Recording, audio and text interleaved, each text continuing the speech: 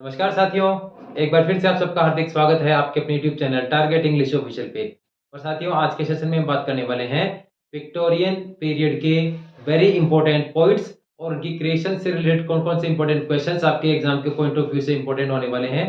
तो चलिए शुरू करते हैं विक्टोरियन पीरियड के वेरी इंपॉर्टेंट क्वेश्चंस। अब इसमें पॉइंट्स के बारे में डिस्कस करने वाले हैं आज के सेशन में। फर्स्ट वन इनमें टेनिसन, देन रॉबर्ट ब्राउनिंग। और पॉइंट्स के क्वेश्चन से स्टार्ट करने से पहले एक इंपॉर्टेंट नोट आप यहाँ अच्छे से कंफर्म कर लें एक बार। नोट में जो क्वेश्चन है वो है Tennyson and Browning are known as two pillars of this age. माने टेनिसन और रॉबर्ट ब्राउनिंग को टू पिलर्स कहा गया है, किसका? Of this as.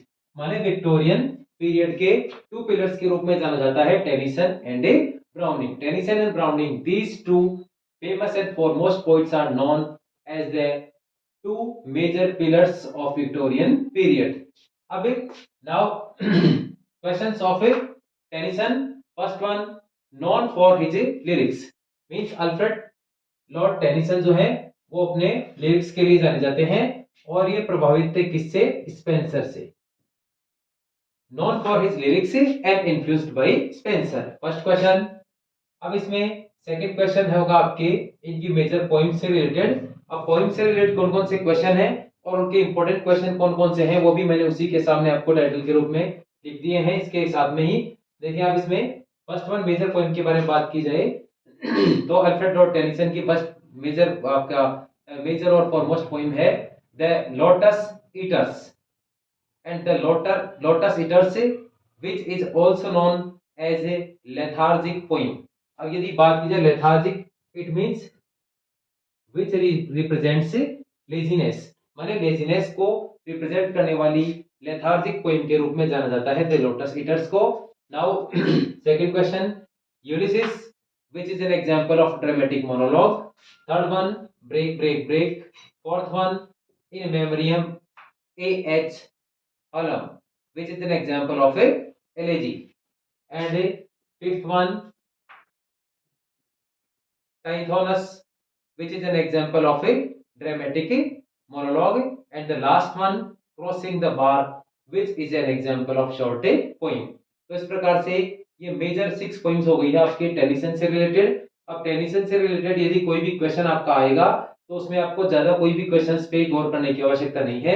मैंने सभी पॉइंट्स के टाइटल लिख दिए हैं और उनसे रिलेटेड कोई क्वेश्चन होगा, for example the Lotus Eaters also known as a lethargic poem, Ulysses which is an example of dramatic monologue, third one break break break, fourth one in memoriam A.H. Holland, which is an example of a elegy, and a fifth one Tithonus, which is an example of dramatic monologue, and the last one crossing the bar, which is an example of a short poem. अब इसमें एक और first question ये देख लेना, Tennyson is known for his lyrics and influenced by Spencer and it is an exam important question. अब इसमें एक वेरी इंपॉर्टेंट क्वेश्चन आप और देखने अच्छे से, Homer's Odyssey which is an example of Greek epic। माने ओडिसी जो क्रिएशन है वो किसकी है और वो उसका टाइप क्या है। तो इसमें आप ध्यान रखें, Homer's Odyssey which is an example of a Greek epic, यानी होमर के द्वारा ओडिसी राइट डाउन की गई और यह एग्जांपल है ग्रीक epic का। ये भी आप अच्छे से देख लेना, कई बार एग्जाम में पूछा जा सकता है क्वेश्चन भी।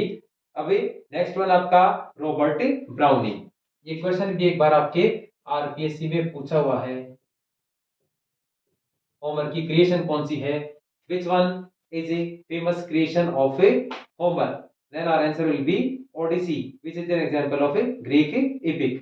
Now it's turn to talk about it Robert Browning, very important questions. अब रॉबर्ट ब्राउनिंग के सभी क्वेश्चंस को डिस्कस करने से पहले एक आप इंपॉर्टेंट नोट डिस्कस कर लें यहाँ। नोट, अब रॉबर्ट ब्राउनिंग की वाइफ का नाम था एलिजाबेथ बैरेट ब्राउनिंग और उनकी एक फेमस क्रिएशन थी और उसका टाइटल है सोनेट्स फ्रॉम पोर्टुगीज। ये आप अच्छे से एक बार इसमें देख लें। अब रॉबर्ट ब्राउनिंग का फर्स्ट क्वेश्चन है, known as master of dramatic monologues, very important question, who is known as the master of dramatic monologue? Robert Browning is known as the master of dramatic monologue. Question number second, his most of the poetry is centered around the Italian Renaissance.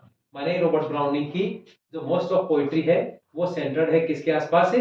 Italian Renaissance से related, Italian Renaissance से के आसपास ही centred है. Now it's turn to talk about third question of Robert Browning. His poetry is unaffected by the contemporary issues. माने Robert Browning की जो poetry है वो उनके समय के कंटेम्परेरी इश्यू माने समकालीन मामलों से अनअफेक्टेड रही. यहाँ तीनों ही क्वेश्चन इंपॉर्टेंट है, रॉबर्ट ब्राउनिंग से रिलेटेड सभी क्वेश्चंस आपके क्लियर हैं. अब यहाँ आप बात करें पोइम्स की, तो फर्स्ट इनकी फेमस जो क्रिएशन है वो है माई लास्ट डचेस. अब माई लास्ट डचेस से एक फेमस जो लाइन है वो मैंने आप लोगों के लिए कोट कर दी है. तो फेमस लाइन है ऑल स्माइल्स स्टॉप्ड टुगेदर. ये आपका कोटेशन है माई लास्ट डचेस के, which is a famous poem of Robert Browning. Second one, Grammarian's Funnel. Third one, Porphyria's Lover.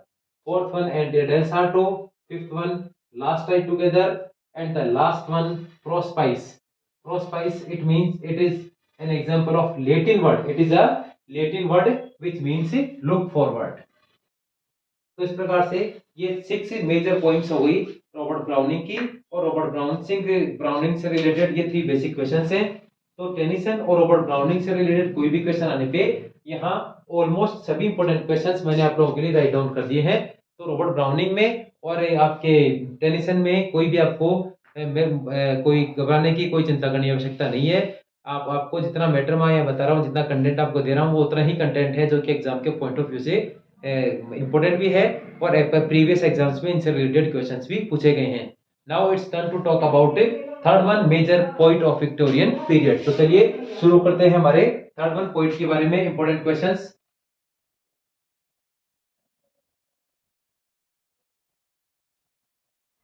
Next one हमारे थर्ड वन पोइम है Matthew Arnold.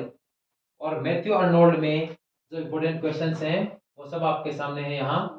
First one है poetry is the criticism of life. तो ये जो statement है ये दिया गया है मैथ्यू अर्नोल्ड के द्वारा. ये भी एक फेमस कोटेशन है, तो इसको भी आप अच्छे से ध्यान रखें. Poetry is the criticism of life by Matthew Arnold. अब इनकी जो वेरी इंपॉर्टेंट पॉइंट्स हैं, first one Dover Beach, second one the Scholar Gypsy, third one Rugby Chapel. And Rugby Chapel is an elegy on his father whose name is Thomas Arnold. माने Matthew Arnold ने अपने father Thomas Arnold की death पर elegy लिखी और the title of that one is Rugby Chapel. Fourth one Tiresias which is a type of a pastoral elegy on the death of a cloud. तो इस प्रकार से ये 4 इंपॉर्टेंट पॉइंट्स और उनसे रिलेटेड सभी क्वेश्चंस आपके सिर्फ 4 लाइंस में ही आपके मैथ्यू अर्नोल्ड को कंप्लीट कर दिया है, जिसमें सभी इंपॉर्टेंट क्वेश्चंस आ गए हैं. पोइट्री सेक्शन में इसमें देख लिया. पॉइंट्स में Dover Beach, Scholar Gipsy, Rugby Chapel, it is an example of elegy on his father's death whose name is Thomas Arnold. And the last one Tiresias which is also an example of a pastoral elegy on the death of a cloud. तो इस प्रकार से Matthew Arnold से related सभी questions clear हैं. बढ़ते हैं आगे. नेक्स्ट वन है आपका जीएम हॉपकिंस. अब जीएम हॉपकिंस से रिलेटेड सभी क्वेश्चंस हैं. आपको कहीं कोई दूसरी जगह आपको कहीं नोट्स में अगर आप इस तरह पे देखना चाहें तो बोलिए देख सकते हैं. अदरवाइज ये सभी very important questions that are related to G M Hopkins मैंने एक ही सेशन में कंप्लीट कर दिए हैं. अब देखिए इसमें फर्स्ट क्वेश्चन आपका his poems were published after his death. माने उनकी जो जितने भी पोएम्स हैं उनका जो पोएट्री सेक्शन है वो उनकी डेथ के बाद पब्लिश किया गया. Means posthumously. Posthumously means after his death in 1918. और किसके द्वारा पब्लिश किया गया? By Robert Bridge. तो इस प्रकार से फर्स्ट लाइन में आपके तीनों ही क्वेश्चंस क्लियर हैं. G M Hopkins who was a priest. Who was a priest. His poems were published after his death posthumously. Posthumously means after death in 1918 by Robert Bridge. Second question, his poetry experimented and innovative in technique. Next one, he invented a new meter sprung rhythm. Means उन्होंने एक literature में एक नए metre को उन्होंने नए metre को उन्होंने इन्वेंट किया and the title of that one is sprung rhythm. तो यदि आपको पेपर में क्वेश्चन पूछे who invented sprung rhythm, then our answer will be G M Hopkins invented a new metre sprung rhythm. Next one, wrote a curtal sonnet of 10.5 lines. माने उन्होंने एक curtail sonnet invent किया 10.5 lines. 10.5 lines का जो sonnet है that is known as curtal sonnet invented by G M Hopkins. और इसी से रिलेटेड एक उनका फेमस एग्जांपल है और जो फेमस पोइम है उनकी उसका नाम है पाइड ब्यूटी. ये भी आप अच्छे से देख लें. Next one, his poetry has the charm of a alliterative lines.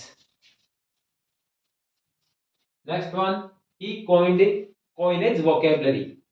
माने पेपर में यदि क्वेश्चन पूछा जाए who invented coinage vocabulary, then our answer will be J.M. Hopkins invented coinage vocabulary.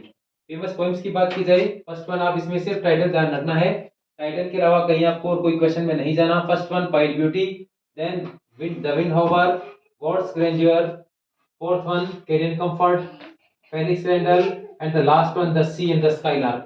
तो इस प्रकार से आपके सामने जीएम हॉपकिंस से रिलेटेड सभी पोइम्स का सिर्फ आपको टाइटल ध्यान में रखना है ताकि यदि पोइम्स के टाइटल से रिलेटेड कोई भी क्वेश्चन आए तो वो भी आपका कहीं कोई दिक्कत उसमें आपको नहीं होनी चाहिए. उसके अलावा सभी इंपॉर्टेंट क्वेश्चंस हैं आपके इन 6 क्वेश्चन में मैंने आपको इंक्लूड कर दिए हैं. जैसे उन्होंने कोइनेज वोकेबलरी टर्म को कोइन किया, और यदि बात की जाए उनके पोइट्री में तो पोइट्री में एक चार्म था एलिटेटिव लाइंस का, और उन्होंने कटल सोनेट लिखा 10.5 लाइंस का. माने उन्होंने कटल सोनेट को इन्वेंट किया इन द पोइट्री सेक्शन, और उसी से रिलेटेड उनकी फेमस पोइम है पाइड ब्यूटी. वैसे एक बात और आप देख लें 1 to 6 ये सभी एग्जांपल्स हैं इनके कटल सोनेट्स का. फिर इसमें आप इसमें देखें इस poetry experimented innovative in technique and the first one his poems were published after his death and that are examples of a posthumously in 1918 by Robert Bridge and J.M. Hopkins was a priest. तो इस प्रकार से J.M. Hopkins से related सभी question आपके clear हैं, और Matthew और नॉर्ड से रिलेटेड भी बहुत ही शॉर्ट सेशन मैंने आप लोगों के लिए रखा है मैथ्यू नॉर्ड और J.M. Hopkins का. तो इस प्रकार से साथियों आपके मैथ्यू नॉर्ड और J.M. Hopkins से रिलेटेड सभी क्वेश्चंस मैंने इंक्लूड कर दिए हैं. और क्योंकि अभी टाइम है आपके रिवीजन टाइम का, तो ये जो रिवीजन आपका सेशन है इस रिवीजन सेशन में बहुत सारे क्वेश्चंस आप लोग रीड नहीं कर पाओगे. उसी को ध्यान में रखते हुए सभी सेशंस मैंने आप लोगों के लिए अपलोड किए हैं जिनमें सभी इंपॉर्टेंट क्वेश्चन से इंक्लूड कर दिए हैं. तो आप अच्छे से इनके नोट्स बना लें, इनको सबको रिवाइज कर लें. कहीं आपको बहुत सारे क्वेश्चन से डिस्कस करने की आवश्यकता नहीं होगी क्योंकि रिवीजन सेक्शन में आपको बहुत ही कम टाइम रहेगा. वो बहुत कम टाइम में हम वेरी इंपॉर्टेंट क्वेश्चन को ही देख सकते हैं, और उसी के अकॉर्डिंग हमने सभी सेशन हमारे यहाँ आप लोगों के लिए अपलोड किए हैं. और इसके अलावा अब नेक्स्ट वन जो मैं हमारे ड्रामेटिस्ट और नॉवेलिस्ट हैं आपके विक्टोरियन एज के जो भी ड्रामेटिस्ट और आपके नॉवेलिस्ट हैं उन सभी को भी मैं बहुत ही शॉर्ट सेशन ही लेकर आ रहा हूँ, और कोशिश करूंगा कि इतना शॉर्ट सेशन आप लोगों के लिए लेकर आ रहा हूँ कि इसमें सभी इंपॉर्टेंट क्वेश्चन से इंक्लूड कर लूँ ताकि आप लोगों का समय बच सके और आपके ये कॉन्फिडेंस भी हो कि हमने सभी सेक्शन को सभी सेशंस को टच कर लिया है, सभी पोइम्स को और सभी उनके राइटर्स को सभी पोइट्स को टच कर लिया है. तो ये कॉन्फिडेंस भी रहेगा उनमें, और रिवीजन के लिए रिवीजन के अकॉर्डिंग हमारा प्रत्येक सेशन रहेगा. अच्छे से इसको लर्न कर लें और पूरी आशा और उम्मीद के साथ मेहनत करते जाएं. समय बहुत कम है, और मिलते हैं साथियों अगले सेशन में. तब तक के लिए जय हिंद जय भारत.